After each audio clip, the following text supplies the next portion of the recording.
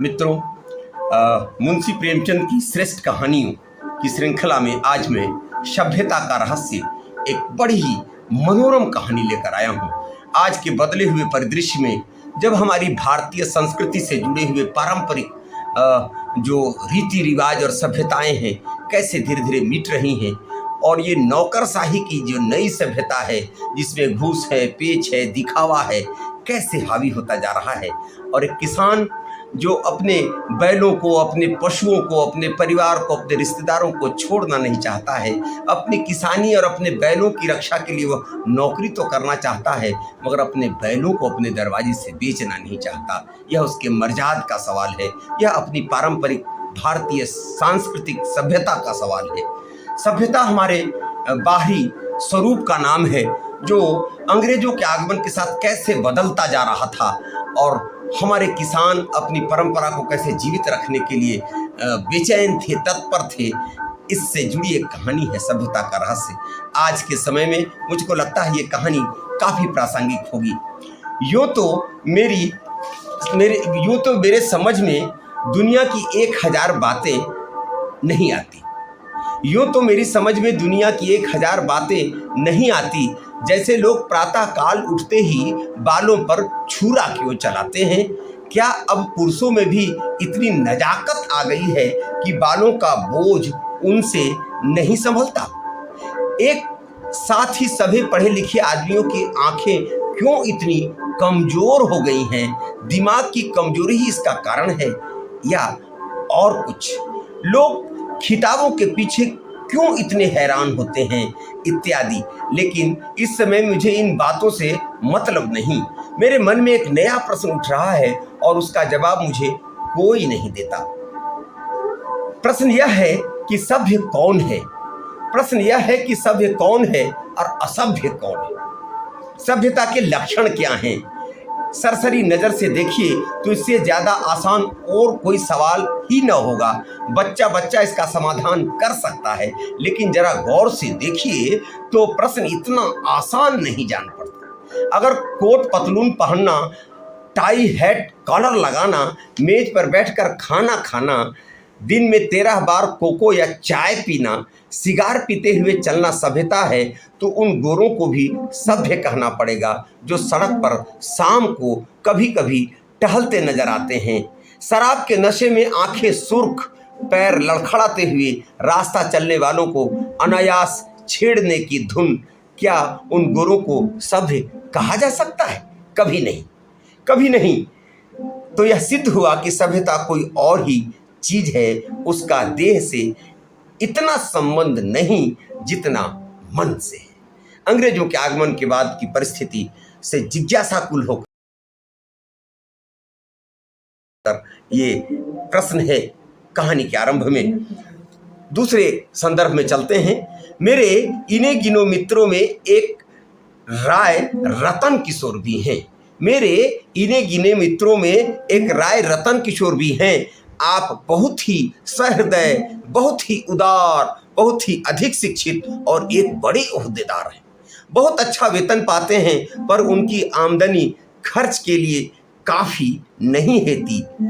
उनकी आमदनी खर्च के लिए काफ़ी नहीं होती। 1/4 वेतन तो बंगले ही के भेंट हो जाती है। इसलिए आप बहुधा चिंतित रहते हैं। रिश्वत तो नहीं लेते,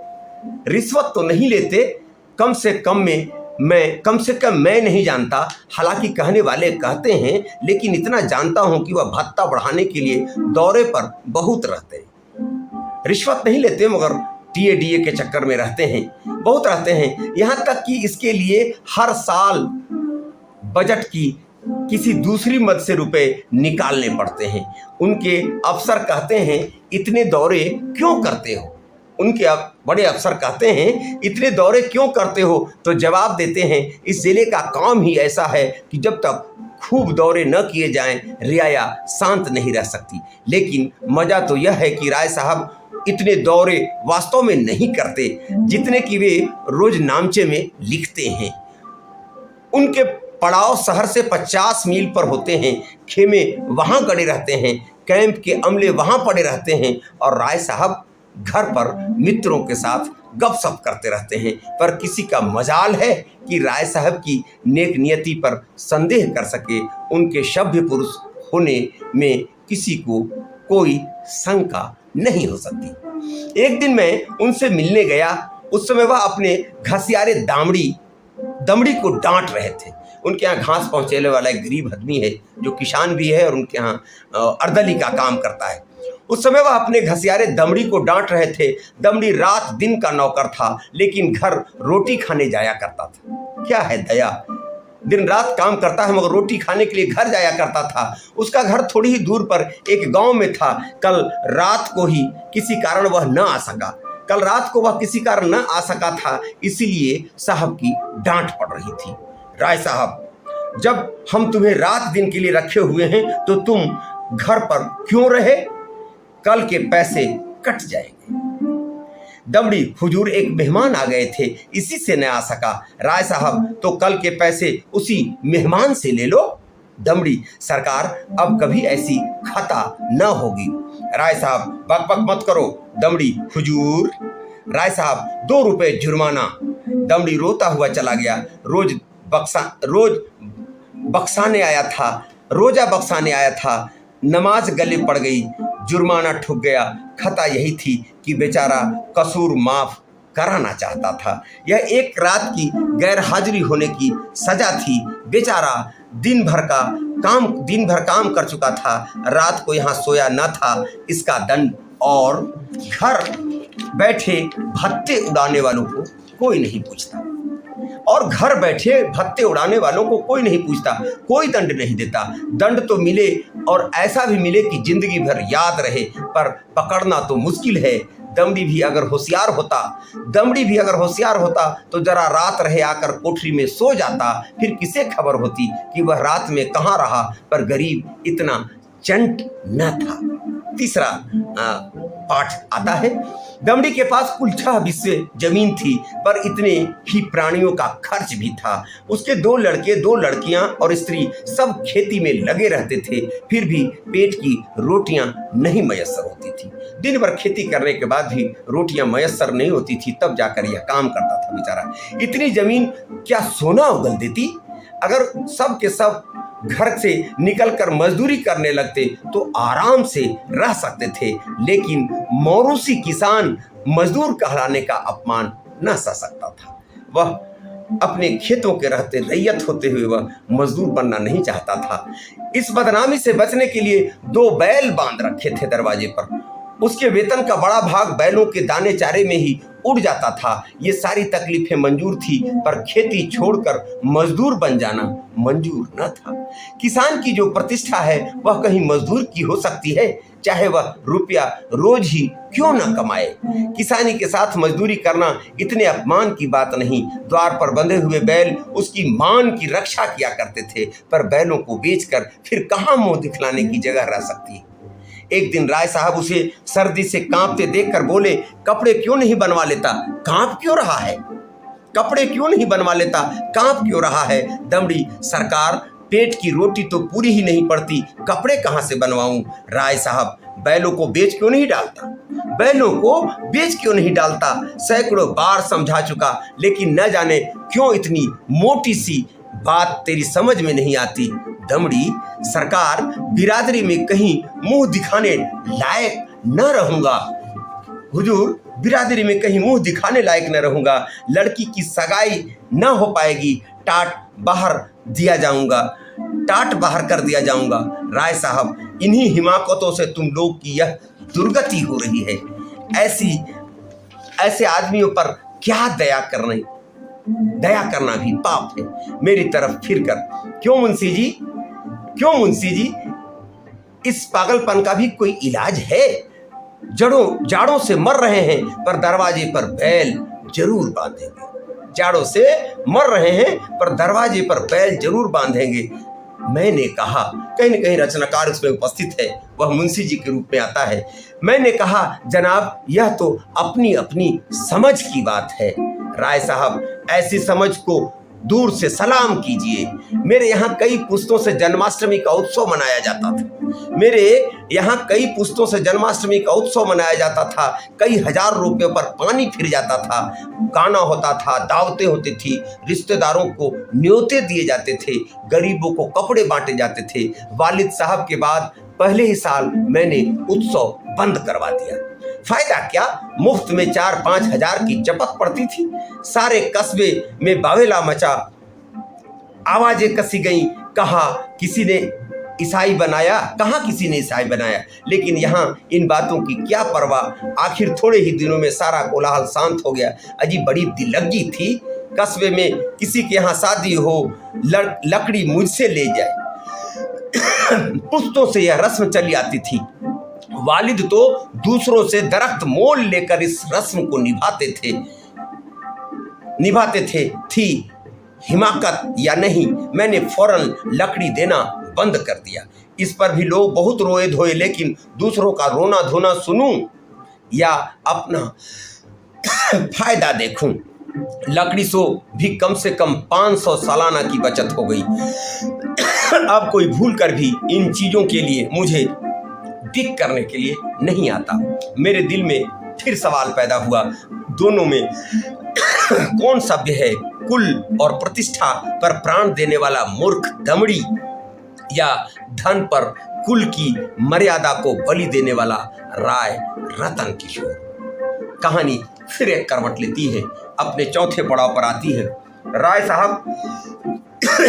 राय साहब के इजलास में एक बड़े मार्के का मुकदमा पेश हुआ। राय साहब के कचहरी में एक बड़ा मुकदमा पेश हुआ। शहर का एक रईस खून के मामले में फंस गया था। उसकी जमानत के लिए राय साहब को खुशामदें होने लगी। इज्जत की बात थी। रईस साहब का हुक्म था कि चाहे रियासत बिक जाए, पर इस मुकदमे में बेदाग निकल जाऊं। डालियां लगाई गई, सिफारिशें पहुंचाई गई, पर राय साहब पर कोई असर न हुआ। रईस के आदमियों को प्रत्यक्ष रूप से रिश्वत की चर्चा करने की हिम्मत न पड़ती थी। आखिर जब कोई बस न चला तो रईस की स्त्री ने राय साहब की स्त्री से मिलकर सौदा पटाने की ठानी। रात के 10 बजे थे। दोनों महिलाओं में बातें होने लगी। 20,000 की बातचीत थी।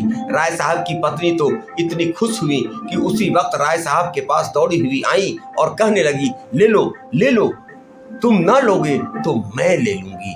ये 20,000 रुपए में उनको जमानत देने की बात चल रही है। पति से बात नहीं बनी तो पत्नी में बातें बन रही है। राय साहब ने कहा, इतनी बेसब्र न हो, वह तुम्हें अपने दिल में क्या समझेंगी? कुछ अपनी इज्जत का भी ख्याल है या नहीं?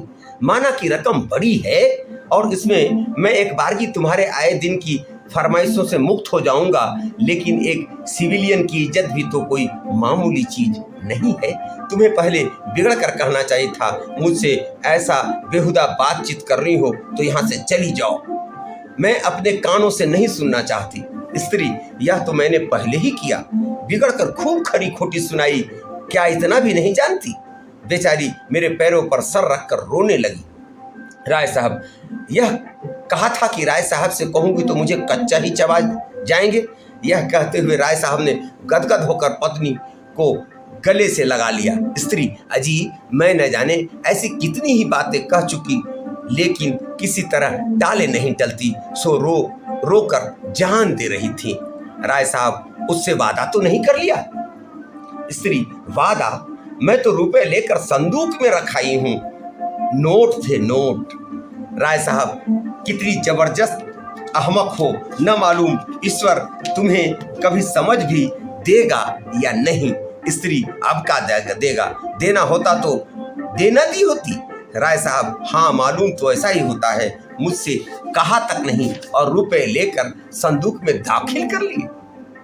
अगर किसी तरह बात खुल जाए तो कहीं का न रहूं।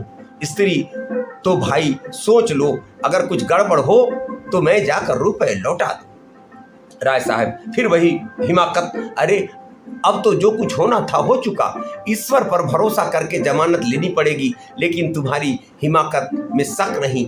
जानती हो, यह सांप के मुंह में उंगली डालना है। यह भी जानती हो कि मुझे ऐसी बातों से कितनी नफरत है, फिर भी बेसब्र हो जाती हो। अब की बार तुम्हारी हिमाकत से मेरा व्रत टूट रहा है। मैंने दिल में ठान लिया था कि अब इस मामले में हाथ न डालूंगा, लेकिन तुम्हारी हिमाकत के बारे जब मेरी कुछ चलने भी पाए स्त्री, मैं जाकर लौटाए देती हूँ। राय साहब, अरे और मैं जाकर जहर खाए लेता हूँ। उधर तो स्त्री पुरुष में यह अभिनय हो रहा था, उधर दमड़ी उसी वक्त इधर पति पत्नी में उस रिश्वत के रुपये को लेकर समझौता हो रहा है, और दूसरी तरफ कहानी करवट लेती है। ठीक इधर ये समझौता हो रहा और उसी समय उधर स्त्री पुरुष में यह अभिनय हो रहा था, ये अभिनय ही तो था। उधर दमड़ी उसी वक्त अपने गांव के मुखिया के खेत से ज्वार काट रहा था। आज वह रात भर की छुट्टी लेकर घर आया था। बैलों के लिए चारे का एक दिन का भी घर में नहीं था। अभी वेतन मिलने में कई दिन की देर थे, मोल ले न सकता था। घर वालों ने जिस दिन को कुछ घास छीलकर खिलाई तो थी, लेकिन ऊंट के मुंह में जीरा, उतनी घास से क्या हो सकता था। दोनों बैल भूखे खड़े थे। दमड़ी को देखते ही दोनों पीछे खड़ी करके हुंकारने लगे। जब वह पास गया तो दोनों उसकी हथेलियां चाटने लगे। बेचारा दमड़ी मन महसूस कर रह गया। सोचा इस वक्त तो कुछ हो नहीं सकता, सवेरे किसी से कुछ उधार लेकर अपने बैलों के लिए चारा ले आऊंगा। लेकिन जब 11 बजे रात उसकी आंखें खुली, छुट्टी लेकर आया था, बैलों की यह दशा देखकर उसको भी नींद नहीं आ रही थी। रात को 11 बजे जब उसकी आंखें खुली तो देखा दोनों बैल अभी तक नाद पर खड़े हैं। चांदनी रात थी। दमड़ी को जान पड़ा कि दोनों उसकी ओर उपेक्षा और याचना की दृष्टि से देख रहे हैं। उसकी क्षुधा वेदना देखकर उसकी आंखें सजल हो आई। किसान को अपने बैल अपने लड़कों की तरह प्यारे होते हैं। वह उन्हें पशु नहीं, अपना मित्र और सहायक समझता है। बैलों को भूखे खड़े देखकर नींद आंखों से भाग गई। कुछ सोचता हुआ उठा, हंसिया निकाली और चारे के फिक्र में रात के अंधेरे में ही चल पड़ा। गांव के बाहर बाजरे और ज्वार के खेत खड़े थे। दमड़ी के हाथ कांपने लगे, लेकिन बैलों की याद ने उसे उत्तेजित कर दिया। वो बैलों की जो भूख थी, क्षुधा थी, उसे उत्तेजित कर देता है। चाहता तो कई बोझ काट सकता था, लेकिन वह चोरी करते हुए भी चोर न था। उसने केवल उतना ही चारा काटा जितना बैलों को रात भर के लिए काफी हो। सोचा अगर किसी ने देख भी लिया तो उससे कह दूंगा बैल भूखे थे इसलिए काट लिया। गांव में इतनी मर्यादा अभी भी है। उसे विश्वास था कि थोड़े से चारे के लिए कोई मुझे पकड़ नहीं सकता। मैं कुछ बेचने के लिए तो काट नहीं रहा हूँ, फिर ऐसा निर्दयी कौन है जो मुझे पकड़ ले, बहुत करेगा अपने दाम ले लेगा। उसने बहुत सोचा। चारे का थोड़ा होना ही उसे चोरी के अपराध में बचाने में काफ़ी था। चोर उतना काटता जितना उसे उठा सकता था। उसे किसी के फायदे और नुकसान से क्या मतलब। गांव के लोग दमड़ी को चारा के लिए जाते देखकर बिगड़ते जरूर, पर कोई चोरी के इल्जाम में न फंसाता। लेकिन संजोग से हल्के के थाने का सिपाही उधर से जा निकला। वह पड़ोस के एक बनिए के यहाँ जुआ होने की खबर पाकर कुछ ऐंठने की टोह में आया था। दमड़ी को चारा सिर पर उठाते देखा तो संदेह हुआ। इतनी रात गए कौन चारा काटता है? हो न हो कोई चोरी से काट रहा है। डांट कर बोला, कौन चारा लिए जाता है? खड़ा रह। दमड़ी ने चौंक कर पीछे देखा तो पुलिस का सिपाही। फिर एक कर्मचारी सामने आ गया। हाथ पांव फूल गए। कांपते हुए बोला, हुजूर थोड़ा ही काटा है, देख लीजिए। सिपाही, थोड़ा काटा है या बहुत है तो चोरी? खेत किसका है? दमड़ी, बलदेव महतो का। सिपाही ने समझा था शिकार फंसा, इससे कुछ ऐंठूंगा, लेकिन वहां क्या रखा था। पकड़कर गांव में लाया और जब वहां भी कुछ हत्थे न चढ़ा, गांव के लोगों ने उसे चोर नहीं माना। हत्थे न चढ़ता दिखाई दिया तो थाने ले गया। थानेदार ने चालान कर दिया। मुकदमा राय साहब के ही इजलास में पेश किया गया, जिस राय साहब के वहाँ काम करता था। राय साहब ने दमड़ी को फंसे हुए देखा तो हमदर्दी के बदले कठोरता से काम लिया। बोले, मेरी बदनामी की बात है, तेरा क्या बिगड़ा? साल 6 महीने की सजा हो जाएगी। शर्मिंदा तो मुझे होना पड़ रहा है। लोग यही तो कहेंगे कि राय साहब के आदमी ऐसे बदमाश और चोर हैं। तू मेरा नौकर ना होता तो मैं हल्की सजा देता। तू मेरा नौकर ना होता तो हल्की सजा देता, लेकिन तू मेरा नौकर है इसलिए कड़ी से कड़ी सजा दूंगा। मैं यह नहीं सुन सकता कि राय साहब अपने नौकर के साथ रियायत की। यह कहकर राय साहब ने दमड़ी को 6 महीने के सख्त कैद का हुक्म सुना दिया। उसी दिन उन्होंने खून के मुकदमे में जमानत ले ली। मैंने दोनों वृतांत सुने। उसी दिन उन्होंने खून के मुकदमे में जमानत ले ली। मैंने दोनों वृतांत सुने। मेरे दिल में यह ख्याल और भी पक्का हो गया कि सभ्यता केवल हुनर के साथ ऐब करने का नाम। सभ्यता सिर्फ केवल हुनर के साथ ऐब करने का नाम है।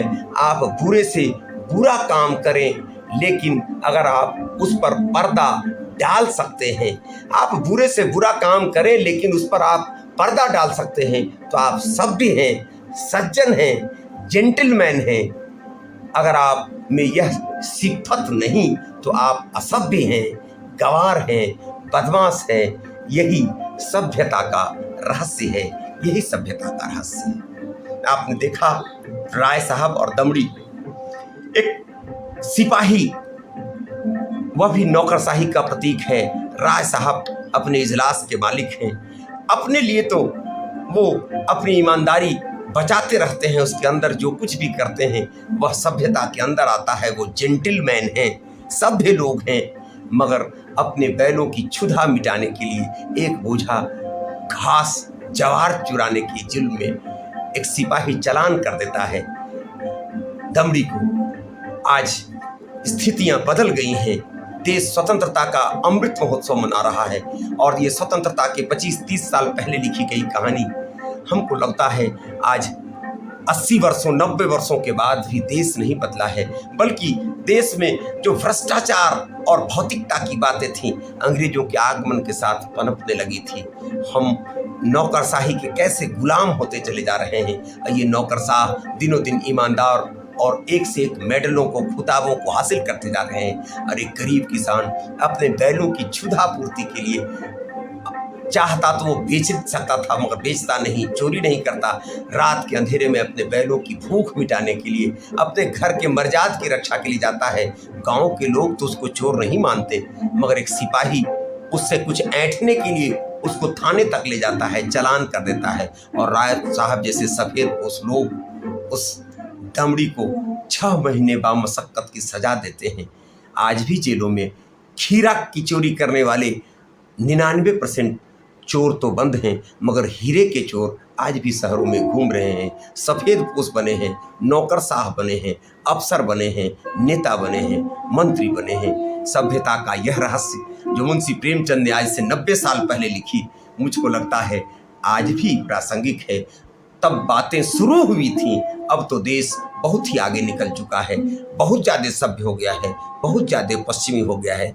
और किसान तो अब बैलों की संस्कृति से मुक्त होता जा रहा है। हमको लगता है शहरों से चली हुई यह कुप्रथा, यह बीमारी आज गाँवों को डस रही है। लोग गाँवों को छोड़कर शहरों की ओर जा रहे हैं। सभ्यता के रहस्य इस कहानी के माध्यम से मुंशी प्रेमचंद ने जो बात आज से 90 साल पहले लिखी, लगता है अब हर किसान अपने बैल बेचकर, हर दमड़ी की संतान अपने बैल बेचकर मजदूर बनने के लिए, नौकरशाह बनने के लिए, नेता बनने के लिए, भ्रष्ट बनने के लिए तैयार है। और इस सभ्यता के रहस्य को जो प्रेमचंद ने शुरू किया था, अब रहस्य पूरे भारत को अपने काल के गाल में समेट चुका है। इस कहानी को सुने, समझें, अधिक से अधिक मित्रों तक शेयर करें और बताएं कि अपने देश में दमड़ी जैसे लोग ही 80% थे, 10-20% लोग थे जो राय साहब जैसे थे, मगर आज दमड़ी गायब होता जा रहा है और राय साहब गली गली में पनपते जा रहे हैं। किसी कवि की उस पंक्ति की तरह कि कितने रावण के सर काटूं, कितनी लंका में आग लगाऊं, हर घर लंका, हर सर रावण, इतने राम कहाँ से लाऊं। आज तो घर घर राय साहब और नौकरशाह पैदा हो रहे हैं। कोई दमड़ी जैसा किसान अपने बैलों की रक्षा के लिए तत्पर नहीं है, अपने घर के मर्यादा की परंपरा की रक्षा के लिए तैयार नहीं है। विश्वास है ये कहानी अपने मित्रों तक आप शेयर करेंगे, अच्छी लगेगी तो अपने मित्रों को ही बताएंगे और उसमें आप अपनी प्रतिक्रिया देंगे, ताकि मैं ऐसी कहानियों को लेकर पुनः आपके बीच उपस्थित होता रहूं। बहुत बहुत धन्यवाद।